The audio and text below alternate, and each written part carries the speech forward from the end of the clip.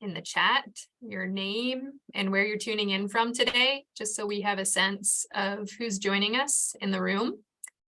I'm Katie Trazo. I'm an associate with the Center for Food Systems and Community Transformation, and we're partnering with LEAP on behalf of the Roanoke Foodshed Network to provide this fall learning exchange series where we hear from folks in our community doing really great work within the food systems as a way for us to learn from each other and about what folks are doing in our community.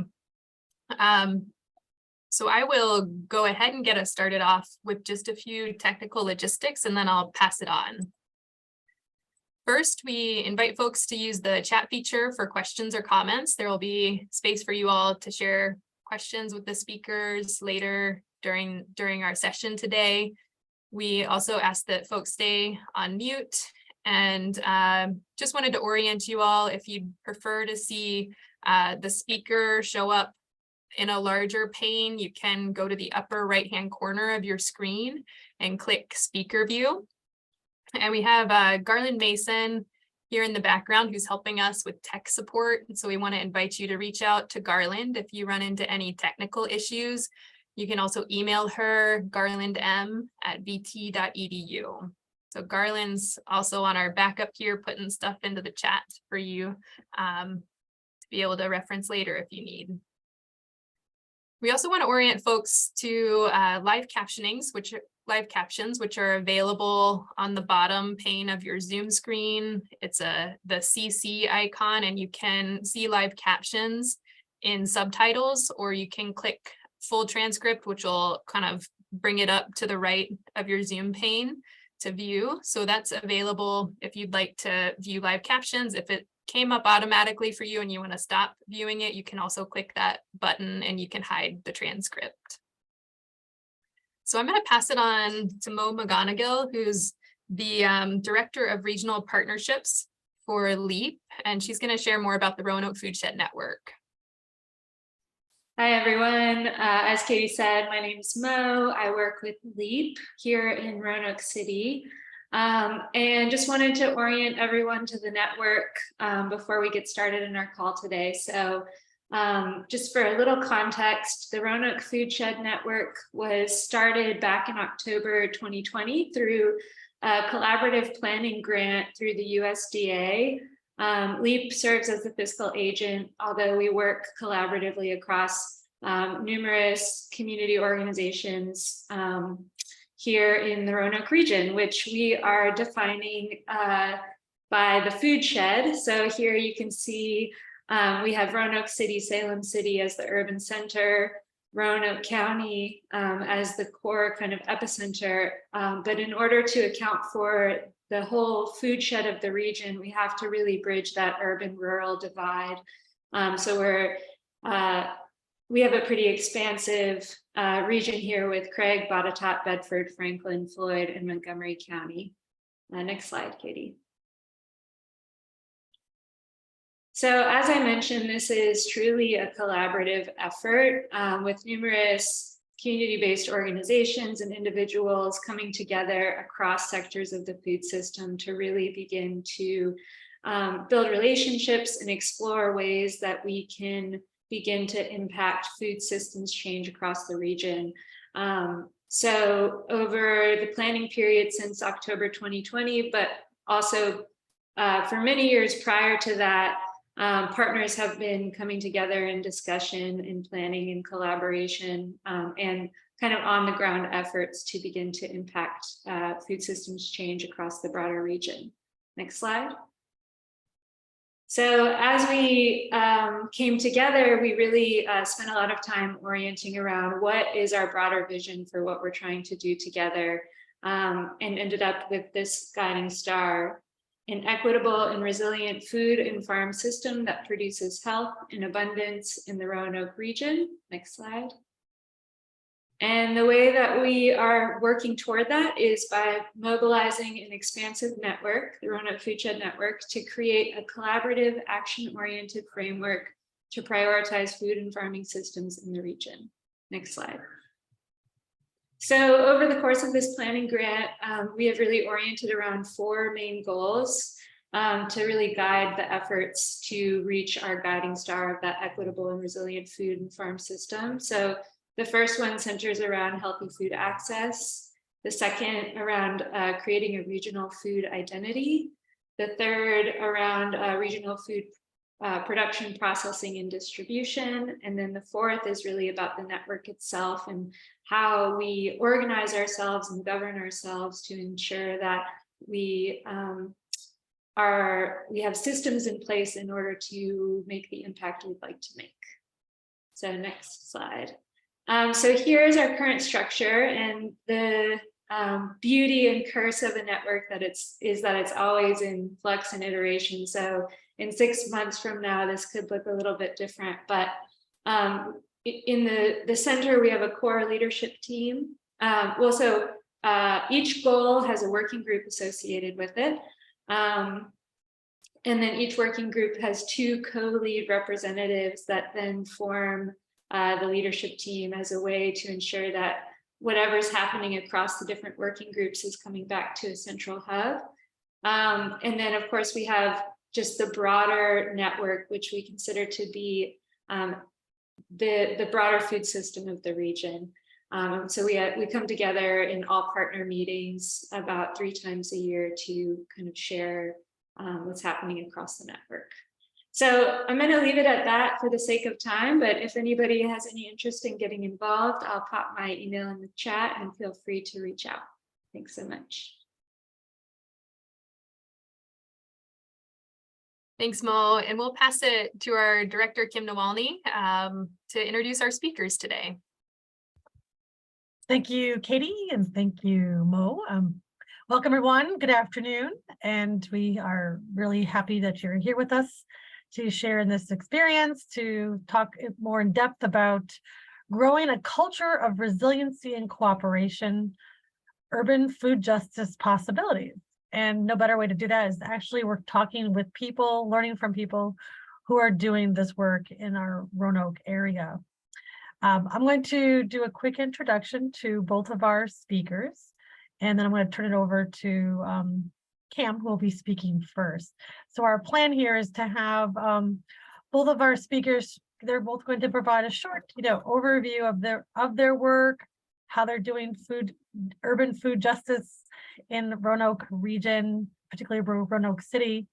But then we're going to do some moderated questions. Mo and I will take turns doing that. So if you have questions at any time, we do welcome you to put them in the chat and to put them in the queue, and we will definitely try to get to those as we open it up for broader participation. So first, I have the pleasure to introduce Cam Terry. Cam Terry moved across the country to Roanoke in 2017, and with the express intent of starting an urban vegetable farm business. Armed only with some backyard gardening experience and a passion to provide sustenance, Cam gained most of his horticultural knowledge in books and from YouTube videos. Now ending his 5th year in full-time farming, Cam is excited to expand his diversified vegetable farm garden variety harvest by securing long-term tenure on the perfect urban farm hub location in partnership with a nonprofit land trust, which some of you may be familiar with, the Southwest Virginia Agrarian Commons. So the Agrarian Commons will definitely be brought into our conversation today. Second, I have the pleasure to introduce Davey Rogers Stewards. Davey is a father, husband, musician, ecological educator, and a compassionate earth worker who moved to Roanoke also in 2017. He is leading the effort to start Star City Compost as Roanoke City's first food waste diversion program and compost facility. He is a co-founder and visionary force within the Harvest Collective, a regenerative agriculture cooperative business.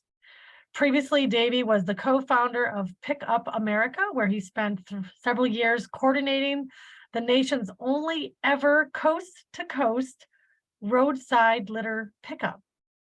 There's so much to say just from these bios. I'm so excited to have both Davey and Cam with us today.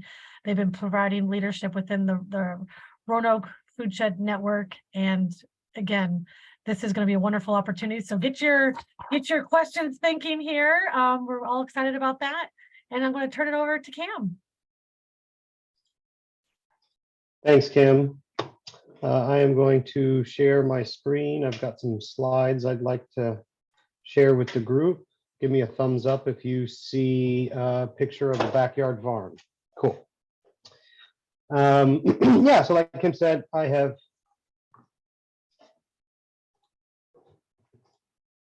Can you hear me? I just got a notification that I was on mute, but I'm not on mute. Okay, so we're just going to go for it.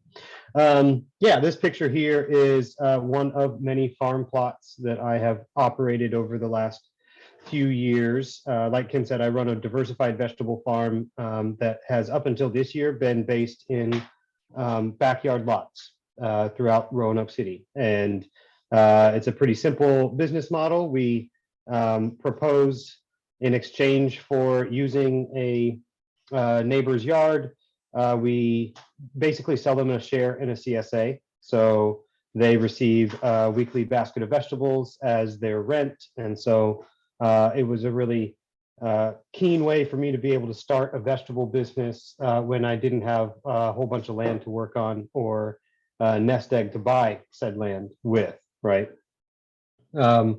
So yeah, I started this business on backyards because I had to, not out of not out of choice, but it has been a great way to kind of break in at low cost. Oop, I skipped over a slide. The foremost challenge for all urban growers and most young farmers in general is land access, right? So many people have a desire to try to grow food for their communities, but don't have access to land to do that on, right? The agrarian commons, which Kim mentioned, was our solution to this problem. Urban land degradation and development pressure are the worst in cities, and Roanoke, being a small city, is not immune to that. And agrarian commons seeks to own land in community and then offer long-term tenure to growers who use sustainable practices to grow food for that community. So the Agrarian Trust is the larger land trust organization, and they have sparked 12 different regional chapters of agrarian commons, and each of those regional chapters are working on land-based projects, much like the one that we're working on at Lick Run. These two pictures, this is another backyard lot of mine in Northeast Roanoke.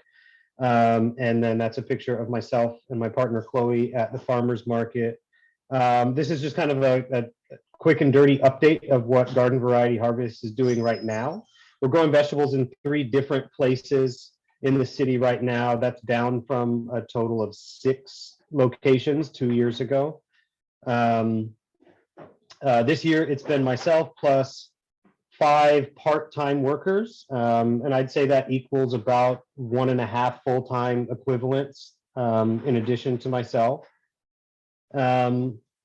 We work with around a half dozen local restaurants, and we sell at one Saturday farmers market in Grandin Village Elite Market. And since this spring, this is the place that we have called our home. So this is Lick Run Farm in Northwest Roanoke. It's on 10th Street, kind of sandwiched between Melrose Avenue and Williamson Road. And this property has a wonderful and storied history. It was a family-owned nursery for something like 45 years. For the last few years, for the last decade, it's been kind of an experimental permaculture site. And this is the place where we decided we wanted to take our farm future. So it's about 3.5 acres in Northwest Roanoke. You can see kind of in that upper left corner of the picture, that is the only place this year where we grew vegetables. So that represents about a little less than 1/4 acre, that growing, the place where you can see the discernible rows. But we believe we can plant something like an acre or maybe 1.25 acres in vegetables. And in addition to that, we're working on planning and installing perennials in community. So the Harvest Collective, who Davey will tell you a little bit about, has been very helpful in planting a lot of the edible perennials in the margins. We've planted a lot of pears and bush cherries and persimmons and raspberries so far. Figs and plums are on the list to come. So we're working on planting as much of this area in edible crops as possible, so that I spend less time on the mower and we have many chances to invite people to come out and pick their own fruits and kind of have a intimate relationship with the place where their food is being grown. Next slide. I want to talk a little bit about a really cool program we ran at Lick Run in conjunction with a few other organizations. We've run 2 cohorts of high school interns through a program we call Take Root, where they come and they learn farming in many different lenses, right? So I teach annual agriculture, but there are also opportunities for them to learn perennials with Davey and spend time in the kitchen with Katie, who's actually pictured in this picture of our high tunnel. So it's kind of a all around, you know, there's professional development training also with these kids. So it's an all around kind of immersive experience for these kids to learn what it might be like to work on a farm and get some transferable skills while they're at it. The other organizations involved in Take Root have been the Lick Run Community Development Corporation, the Harvest Collective, One Valley, Yes, Southwest Virginia, and the Cooperative Extension. So it's been a real collaborative effort. And in the end, you're looking at a brand new high tunnel that we built as a team from scratch. Some of these kids had never even used a socket wrench before, and they built this building with me, and it was a really awesome experience for everybody involved. This is a before picture. This is what the lower fields looked like in October of 2021, right after we mowed and right before we put our tarp down to plan for our first vegetable gardens. And this is what it looked like just a few short months later in May. So, you know, I called this slide Farming on Faith. You know, great work is happening at Lick Run, but we still have to raise the capital to ensure the long-term future of this land. Land deals are not cheap. Especially land deals in urban places are not cheap because we have so much development pressure from outside interests, right? So the Southwest Virginia Agrarian Commons has raised over 60% of our goal to make the long-term tenure on this land a reality, but we've got a little over $160,000 left to raise to seal the long-term future. So I'm going to paste the link in the chat for people to learn about like why we are raising all this money and what the money goes to and how you can contribute or share with others. And please do follow up with me if you have questions or ideas about how we can kind of move this ball forward. And then the last slide I want to share with you is just all the wonderful ideas we have for what the future holds on this land, right? So the Harvest Collective is going to continue to help with the installation and maintenance of perennials. We have plans for on-site fresh and prepared food sales in the next year or two. We will be running a neighborhood-only CSA program next year that'll be offered at sliding scale to people who live in the neighborhood and come pick up those CSA shares. The Lick Run Community Development Corporation will continue to work on education and community engagement. We're putting the floor down in the public community room this weekend, and plans for a demonstration kitchen in the farmhouse to try to do kitchen education right here on site. And Garden Variety Harvest will continue to work with a team of 3 to 4 farmers to grow about an acre's worth of vegetables and keep feeding all of our hungry customers in the Roanoke area. That is the end of my slides, and I think I'm going to pass it to Davey, and we'll circle back around to answer any questions that folks might have.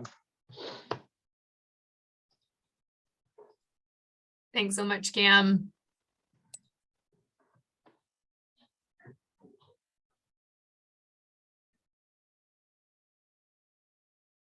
Let me get my slideshow going here. All right. Hey, everybody, can you hear me? Yep. Great. My name is Davey Stewards, and I'm really grateful to be here. Thank you, Katie and Mo and Kim, and special thanks to Cam, who we've been collaborating with a lot over the past 2 years. So I am a musician. I come from a past of more of a community organizer and ecological activist turned permaculture enthusiast. These are just a couple of pictures of my past projects, playing music for kids, part of the Pick Up America team down there in the bottom left. That's where we cleared over 100 tons of litter over the course of 3 years as the nation's only coast-to-coast litter pickup. When I lived in Maryland before I moved to Roanoke, I was a forester. So that's a picture of us restoring pawpaws in one of our native forests. And up top there, that's Halloween with my wife. We're expecting a baby next week. So this is the Harvest Collective's website, our logo. You can check us out a little bit more there. And we're a regenerative agriculture business cooperative that is empowering community ownership in vibrant ecosystems through community farms, compost programs, and permaculture mentorship. I've been working on the Harvest Collective as a visionary idea for probably about 11 years now, with my time in Maryland, and then also when I moved to Roanoke 5 years ago. And it's been a evolving community, basically, of people that want to get together and steward land collaboratively to grow food forests and harvest herbs and harvest nuts and fruits from our labor.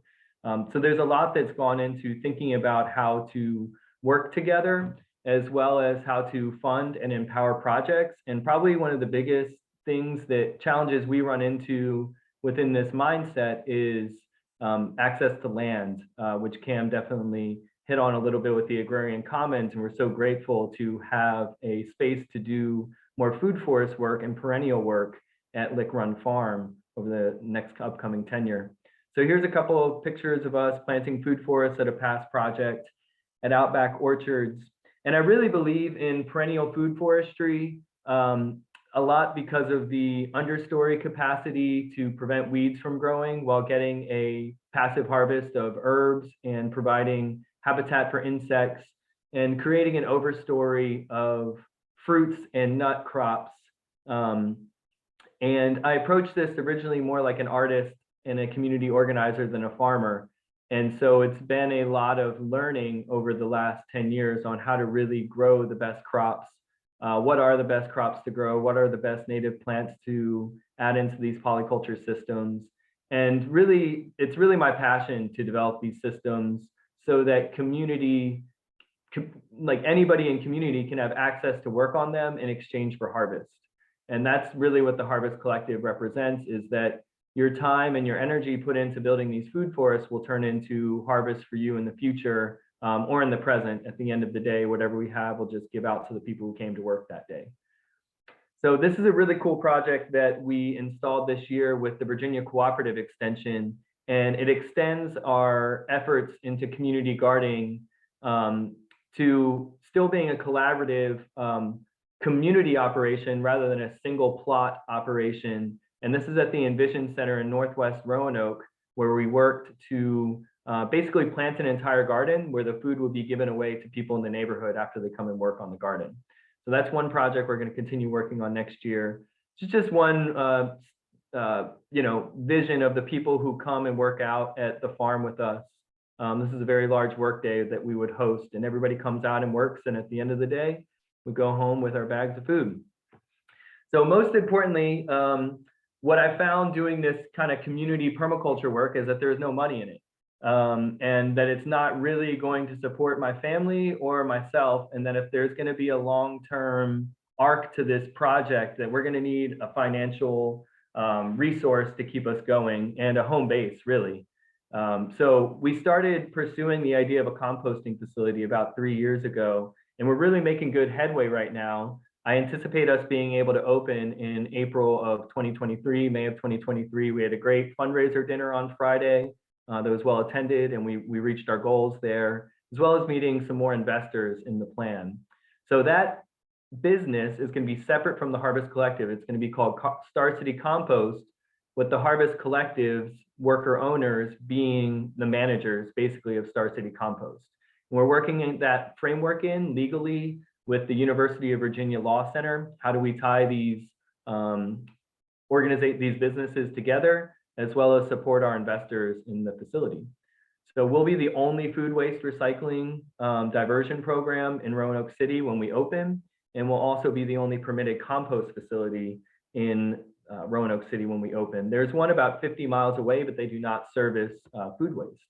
I owe pretty much the whole creation of Star City Compost to Craig Coker.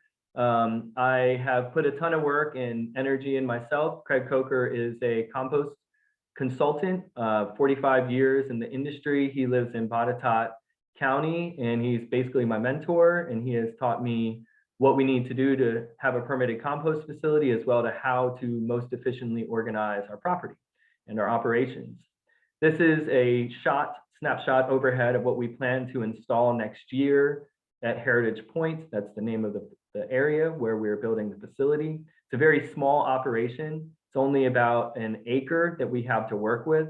So we're maximizing our production through the use of aerated static piles, and also trying to do our best to steward the land. We have tons of dreams, eventually of planting this area out more with perennial food forest and potentially building out a permaculture plants nursery on the property.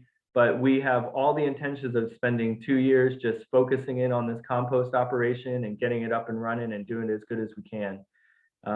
We're really excited. When I say we, there's 5 of us that have been co-collaborating within the Harvest Collective. Katie Struble, who is a close friend of Cam, works with GVH a lot. Hunter Hartley, Ron, Tommy, Sieber, and Aaron Betcher Irby.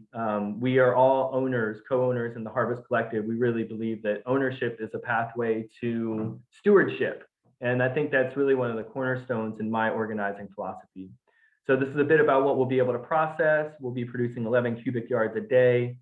This vision that you see here is actually just half capacity. So we want to double up within 2 years, hopefully by collaborating with the city of Roanoke to do a more robust compost collection. And a bit of what it will look like, we'll service commercial clients.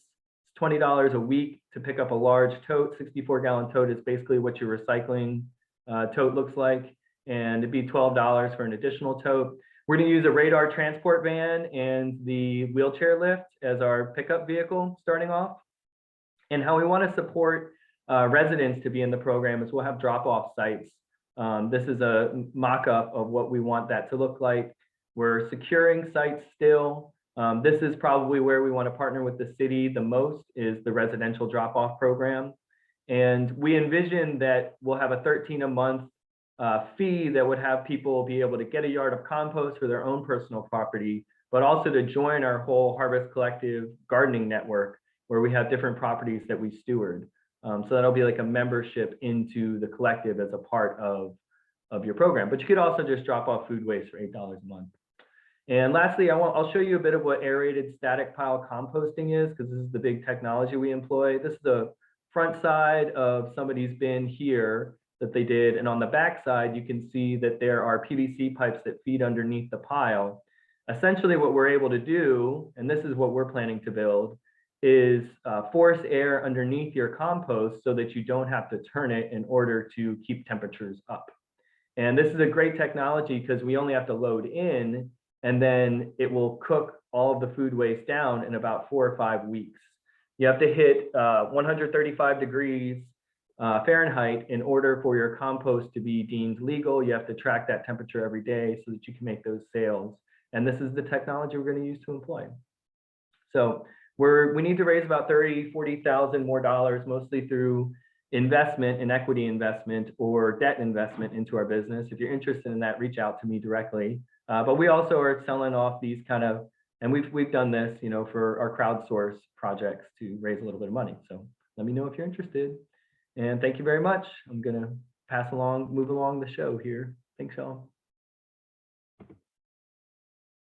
Thanks so much, Davey. We're going to pass it to Kim and Mo to lead us in a moderated conversation with you and Cam.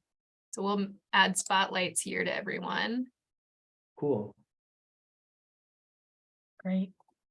Well, first of all, thank you both. That was great. Hoping you all who are watching and listening are getting a taste of the work that both Davey and Cam are not only involved in, but also inspiring others to participate alongside them. So this is one of the reasons why in the network, we're really wanting to connect, learn from each other. And I know there's a lot of work that people who are tuned in today are also involved in. So don't hesitate to put your question in a chat. We would love to engage with you on that. But first, I'm going to start us off with a question and then followed up with one that Mo has prepared. And this one is really related to how we think about urban agriculture and urban spaces as valid spaces to live and grow, and to really think about the significance of that as we develop our regional food communities. And so, question I would like to ask you both: what continues to inspire you to grow in urban spaces, and such as Roanoke, but in general, what continues to inspire you, motivates you to do this work in an urban context? And either one who likes to begin, go for it. Well, I'll jump in, Cam, and then you could jump in. I like people, and I think that's really the basics of it is, you know, there's a farming model where you have your own space out in the country and you bring your food into the city. For me, it's always been about building culture and building relationships with people to the land, and seeing myself as a vehicle that can kind of create those relationships. The Harvest Collective as a vehicle that can help institutionalize those relationships for people. And so, yeah, you have to be in an urban context, I think, for that to make sense. And what inspires me, Garden Variety Harvest and LEAP and One Valley, George Washington Carver Garden, all the people in my community that are doing great work, inspire me to keep going.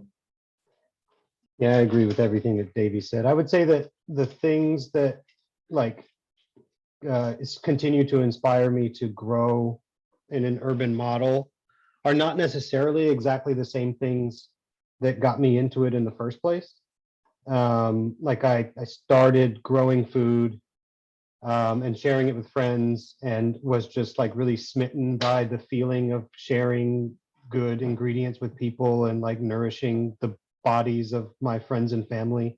And that I still get every week at the farmers market, and that's a big part of it. But what I've started to learn, I think, as a factor of being an urban farm, is that the educational piece is actually, I don't know if it's the more important work, but it's where we have the potential to make a more impact, because it's not an accident that our cities are full of degraded land, and it's because our cities are full of people who don't know what it means to have degraded land and what the consequences of that are, right?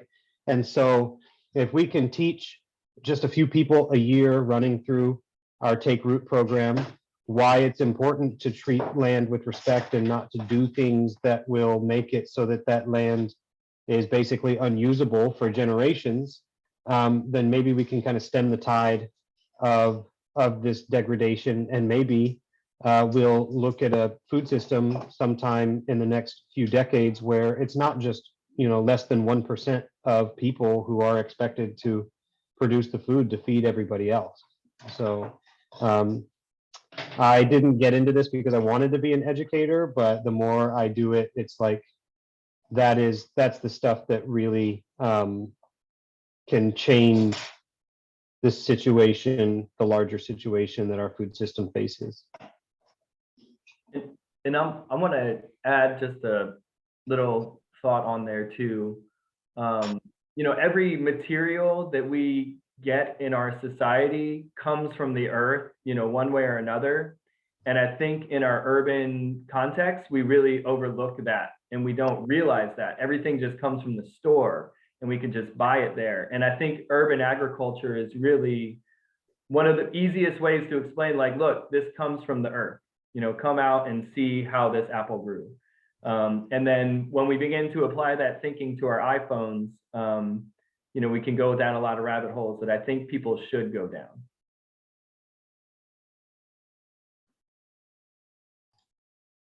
Thanks, y'all. I'll follow up with another question here for you. What lessons have you learned about creating urban food spaces that could apply to anyone in this work?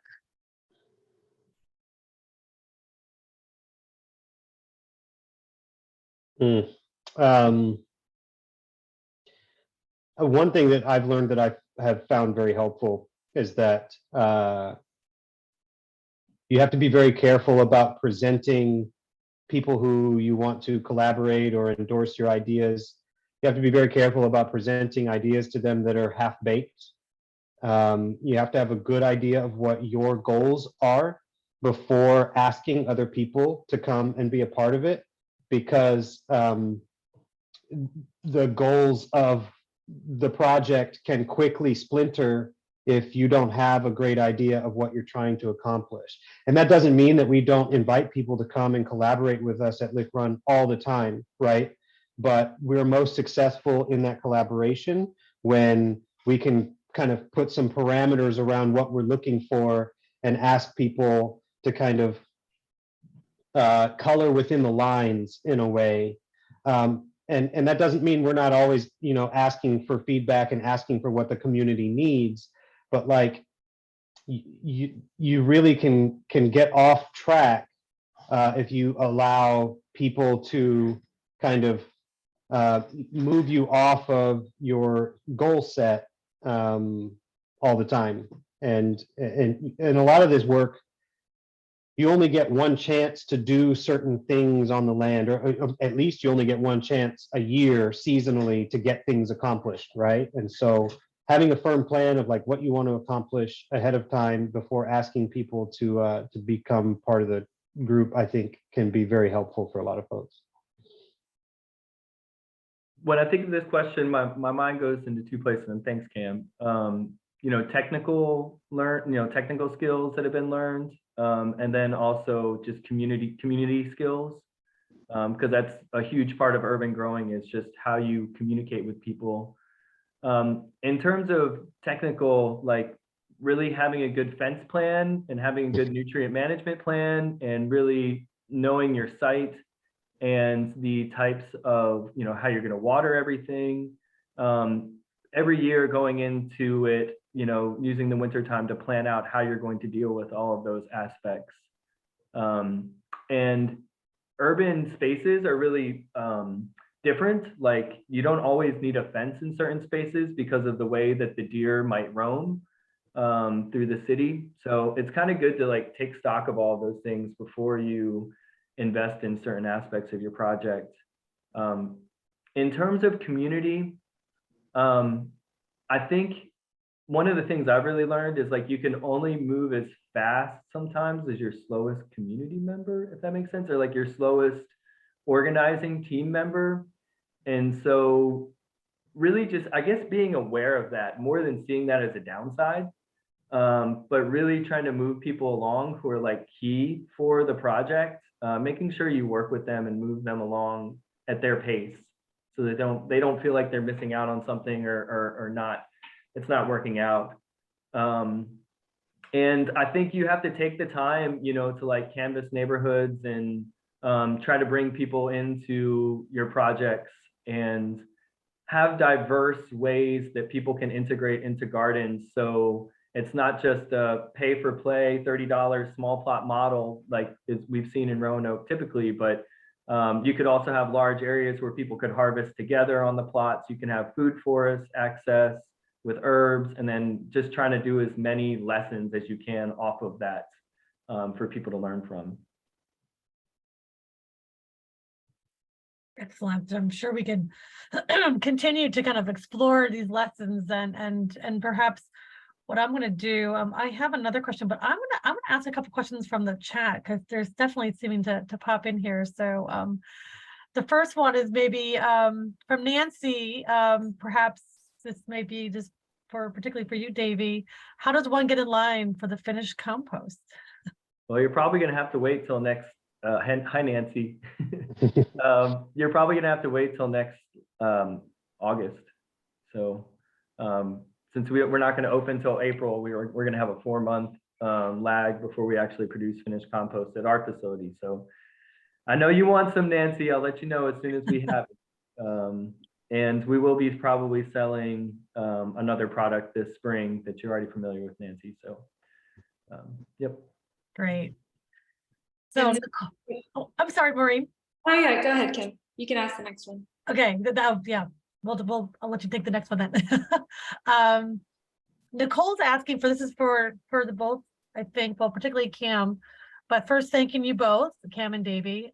For Cam specifically, you mentioned that the Agrarian Commons looks for growers who use sustainable practices, that's in quotations. We know that term to describe different things to different people. What does that mean for you?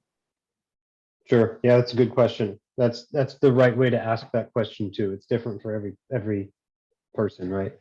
My farm is would have no problem getting an organic certification if it weren't for the fact that it was in 4 different locations in the city, and it's very expensive. So that's kind of the context within which my farm operates. Like, we don't use anything that wouldn't be OMRI certified. When it relates to the Agrarian Commons, it's a bit of a moving target, and the way that it has worked with other commons projects, and the way it will work when I finally sign my long-term lease at Lick Run, is I will then develop a farm management plan that that the Commons board will sign off on. That doesn't mean that they have like the authority to tell me what I can farm and what I can't farm and that sort of thing, but just having a document on file that kind of acknowledges what our goals are, what our red lines are, and what we are willing and not willing to do to make sure that the farm business can be successful. So in my context, I just, my philosophy is to do as much feeding of the soil as possible and allow that soil to feed the plants that we want to grow there, and to not use anything. I definitely don't use anything that's not organic approved, and even within that, like, my set of allowable chemicals is even smaller than that, that the organic certification would allow. I just have a quick follow-up, Cam. Is there a sense around, you said about the Agrarian Commons looking for people who are promoting and implementing sustainable agriculture? How does the role around social justice really fall into that as well, in terms of the Agrarian Commons? It's a unique model, some that may not be as familiar to some people. And if you don't mind elaborating on that just a little bit, maybe your own vision for that. Sure, yeah. Like, the greater goal of like the Agrarian Commons chapters is all around trying to catch as much of this land that we fear is going to fall out of the hands of small and family farmers over the next 10 or 15 years. Something on the order of 400 million acres is kind of hanging in the balance right now. Like, farmers who are aging out and see this as their retirement plan and will likely sell to the highest bidder in order to make sure they can retire in comfort, right? And so, agrarian trusts' stated goals around this are put young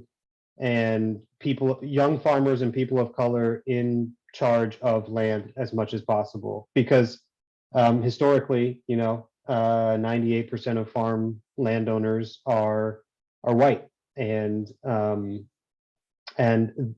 I don't have to. You don't have to be a math major to recognize that that's not fair.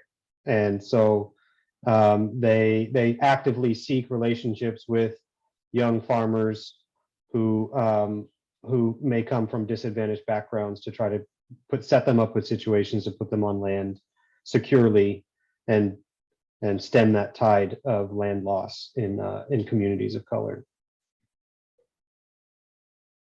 Great, thank you for offering that. Mo, I'll turn it over to you. Yeah, so just kind of continuing down the chat, the next question is for both of y'all and comes from Christopher. Do you all think this is the future of farming, and how far can this go? Can I jump in first, Cam? Yeah, All right. please. So when I think about community farming, I think that the biggest problem is we don't have access to land, and that it's not a value that people have to like get out there and farm together. We think that people like we've given away our relationship with the land to corporations in this country, and so they do all of the farming for us for the most part, and then that all comes to us in the stores. And really large scale, if we're going to shift the stem of fossil fuels pouring into our agriculture system and going into our climate, the only real solution is community farming, and getting that land access back into families and communities that can steward and nurture that land, because it takes a lot of hands to organically farm. And also we need to be closer to where we produce our food in general. And so, we're seeing the Agrarian Commons is directly addressing this. And there is no program that I know of other than Agrarian Commons that is trying to move, this farmland back into community ownership. And when you think about it, that's kind of historically how people lived on planet Earth forever. And so to get away from that model is rather contrived, actually, if you think about how humanity lives. And so we're so far away of that in our post-industrial, consumer capitalist society. But I think we have to have a big scale vision, understanding of how humanity can live healthily and follow that vision and steadfastly support that vision. How far can it go? As far as we believe it can go, and as far as we're willing to take it, really. But I think that this is a great model that we're developing at Lick Run Farm. And I'm just excited to see how it evolves over the next 5 years, because I think that's going to tell us whether it's worth investing more in. Yeah, that's very well said, Davey. The only thing I would add is yes, this is the future of farming, and it's also the past. We kind of exist in this mid space in which it's completely normal to import all your food from thousands of miles away. But like Davey said, that's for hundreds of thousands of years, people existed growing food in community and eating food that was grown within no more than a few dozen miles of the place where they live. And I think that we would do best to move back in that direction as much as possible.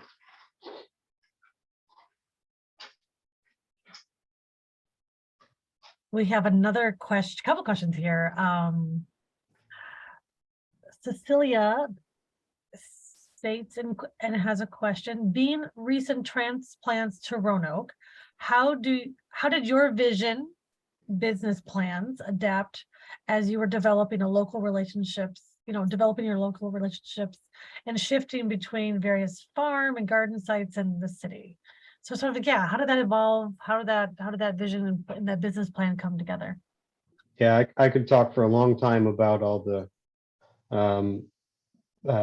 fruitful paths and dead ends that I ran into when trying to get stuff established here in Roanoke. I would say that early on, I took every meeting I could with every person who might have anything to say or offer about growing food locally, because that was my asset, right? I had unlimited time and not much else. And then kind of as things get established, you have less and less time to work with, and you have to start saying no to certain meetings and so on and so forth. You kind of get a chance to define yourself as a business and know what lane you're trying to stay in, right? But I feel very fortunate. I know of a lot of urban growers who have run up against zoning challenges or things that try to prevent them from actually using urban land for growing food. And that's not this place, or at least that's not my experience in this place. The municipal codes are written so that if somebody really had a problem with something I was doing, they could probably pursue that. But having good relationships with neighbors has ensured that nobody's really wanted to do that, you know? So, and I would also say that it's really easy to have, it's a lot easier to have a decent relationship with neighbors when you're sharing tomatoes with them, right? When they're getting food that's coming off of the plot, that is like the frosting that makes the top of the cupcake nice and pretty, you know? So.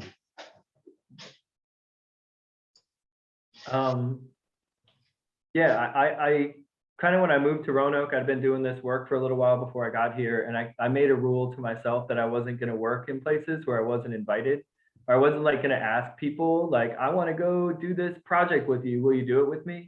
It was more like, if people are wanting to do it with me and they already have a really keen interest, then I'm going to pay some real attention to that.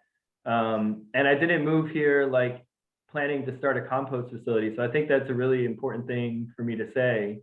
It just, the path opened up and presented itself to me that this is what I should do. So yeah, I mean, it shifted. It definitely shifted. And where there's a dead end, it's when, you know, your relationships are not going well. So you just got to move. Thanks, y'all. We have another question here from Natasha for both of you. In your experiences, how do decision-making processes look different with the agrarian commons land ownership model or community collectively run models generally? And what kinds of benefits, challenges do these processes introduce? Kind of a lot there, but whichever one of you wants to kick it off. Yeah, you know, getting to the point of being securely on land at Lick Run has been a very confusing and convoluted process. I've never purchased a home. I've always been a renter in apartments, right? And so like all the intricate details of land deals and, you know, title searches and escrow and all this stuff was like really way above my head. And so I definitely felt like it was a huge help for me to have a lawyer on staff at the Agrarian Commons who could address the stuff that really, as the farmer, I don't really care about and need to know about, right?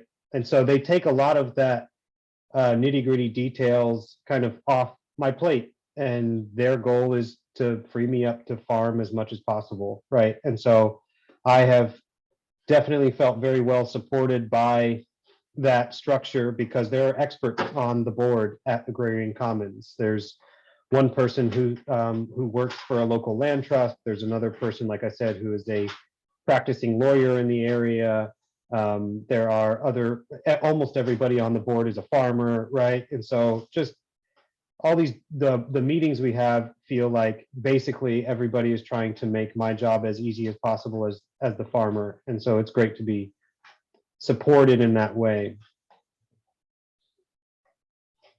I think one thing that we try to practice within the collective, and the collective sort of got a more clear vision of what we're doing over the last number of years, but we practice something called sociocracy, where we will present an idea and then we all get a chance to kind of like reflect on it as a group. Like each individual gets to say what they're thinking about a certain idea, and that way we kind of like work out our minds. Sometimes we'll just wait another week so we can all think about it more before we really make a decision. We try to make all of our decisions with everybody voting in agreement, or at least that we consent to it happening, even if we don't necessarily think that it's the best path to go down.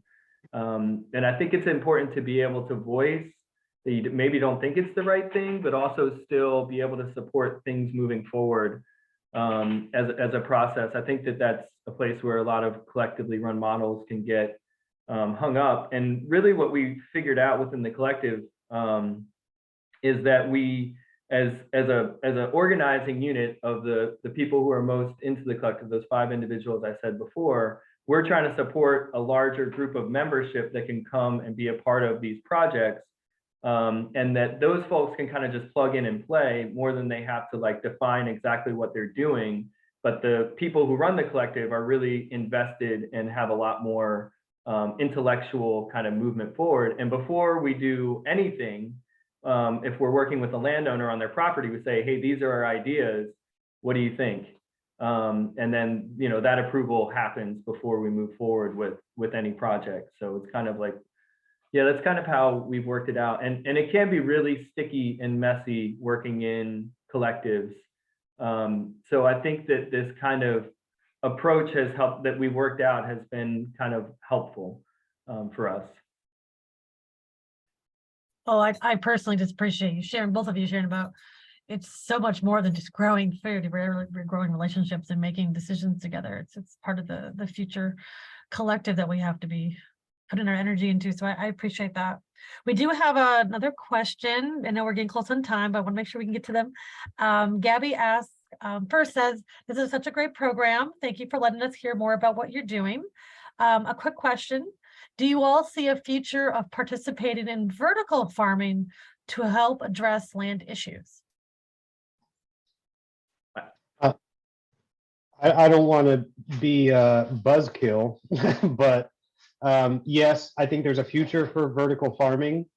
I don't think it is necessary in our regional context, right? Our climate is such that you can grow food outside. In a really cold winter, you might have to cover it up occasionally, but like you've got a full year growing season here for certain crops, and I'm not sure I can really get behind the idea of using fossil fuel energy to power lights to grow in shipping containers. As cool as that is, and as much as that might make sense in places where there is no soil and you're talking about like true concrete jungles, that's not our context as a small city in Southwest Virginia where there's still some soil to plant. So I don't think that's really in our future at Lick Run, but I think it's really cool technology. I have to plead ignorance on this one, really. I don't know a lot about vertical farming. Sure. There's a lot the way, just like similar to sustainable agriculture, there's lots of ways vertical farming is even understood. So appreciate you all adding that. Thank you, Gabby, for asking the question. I think we're at the end here, but I want to uplift and recognize Christopher's comment here. Some people of color, especially Black folks, are finding ways their ancestors were actually slaves and buying that land. That is change, transformation, our ownership. And he says, thanks, gentlemen. So I just really wanted to uplift that point and recognize the relationships here that you're all bringing forward and your own imaginations and the collective way that you're working. Thank you. Lots of things are going on here. And I think I'm going to turn it over to Mo to wrap us up. Yeah, just a huge thank you to both of you. Really, really appreciate you coming on here today to talk about all the amazing work you're doing. I personally am just continually inspired by both of you and your commitment to growing and nourishing our community here in Roanoke. So thank you. As far as next steps, this is the second of a series of learning exchanges. So if you look in the chat, you can learn more about our upcoming learning exchanges. We'll be having one in December and one in January with highlighting other great partners and their work across the community. We also have a short little Google Pulse survey. So just to provide kind of feedback on the sessions, we really value your input and are continually trying to learn how to improve these sessions to the benefit of everyone's time. And I think that is all. So big thank you to everyone, and we'll see you soon. Also, this session is being recorded, so we'll send a follow-up email with the recording. So feel free to pass that along to anybody that might have wanted